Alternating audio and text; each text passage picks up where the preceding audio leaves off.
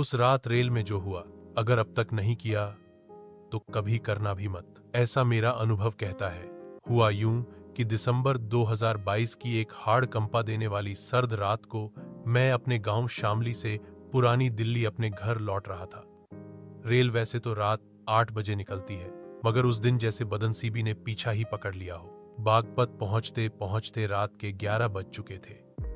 सर्दियों में वैसे भी लोग कम ही सफर करते हैं और उस दिन तो ज्यादातर यात्री पहले ही उतर चुके थे। मेरे डिब्बे में अब सिर्फ मैं और एक व्यक्ति रह गए थे। वो शुरू से ही अपने आप में सिमटा हुआ मोटा कंबल ओढ़े सोया था। मैंने उसका चेहरा नहीं देखा, पर उसकी मौजूदगी से थोड़ी हिम्मत बनी हुई थी। अब लगता है वो सबसे बड़ी भूल थी। रेल बागपत से आगे बढ़ी और लोनी के पास आकर एकदम थम गई। मैंने खिड़की से झांक कर देखा, चारों तरफ सन्नाटा, बस काली परछाइयां और धुंध। मोबाइल उठाया, 12:03 और तभी वो व्यक्ति जो अब तक शांत पड़ा था, एक झटके में उठा। कंबल को जमीन पर फेंककर उसने अपना सिर गोल गोल घुमाना शुरू कर दिया। मेरा दिल हलक में आ गया। मैं घबरा कर उठ खड़ा हुआ और डिब्बे के गेट की ओर भागा, पर जाने से पहले एक बार पलट कर देखा। वो इंसान नहीं था, या कम से कम अब नहीं रहा था। वो जानवरों की तरह जमीन पर दोनों हाथ टिकाए घुटनों के बल बैठा था। उसकी आंखें कुत्ते जैसी चमक रही थीं और उसकी जीभ इतनी तेजी से अंदर बाहर हो रही थी जैसे कोई प्यासा दरिंदा हो। उसके मुंह से लार टपक रही थी एकदम फर्श पर। मैं दौड़कर अगले डिब्बे में पहुंचा खाली। फिर तीसरे में वहां 2 लोग बैठे दिखे। मैं पसीने से तरबतर हांफता हुआ उनके पास गया। उनमें से एक बोला, क्या हुआ भाई, चेहरा क्यों उड़ा हुआ है? मैंने कहा, आप भूत प्रेत में विश्वास करते हैं?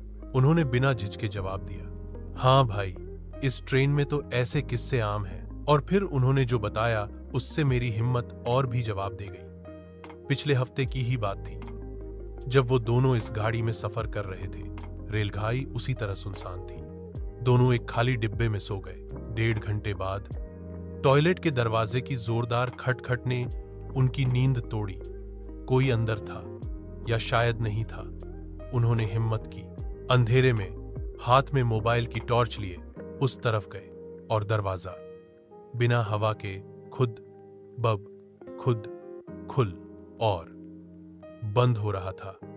अंदर देखा, कोई नहीं, पर जब लौटने लगे तब देखा एक लुंगी पहने नंगे बदन आदमी 2 सीटों के बीच ऐसे खड़ा था जैसे किसी तांत्रिक यज्ञ का हिस्सा हो। उसकी नजरें स्थिर, उसके होंठ हिले नहीं, पर ऐसा लगा जैसे वो मन के अंदर कुछ बोल रहा हो। डर के मारे वो दोनों रेल से कूद पड़े। वो कह रहे थे, भाई, इस रेल में कुछ है, कुछ ऐसा जो इंसानों जैसा दिखता तो है मगर इंसान नहीं है।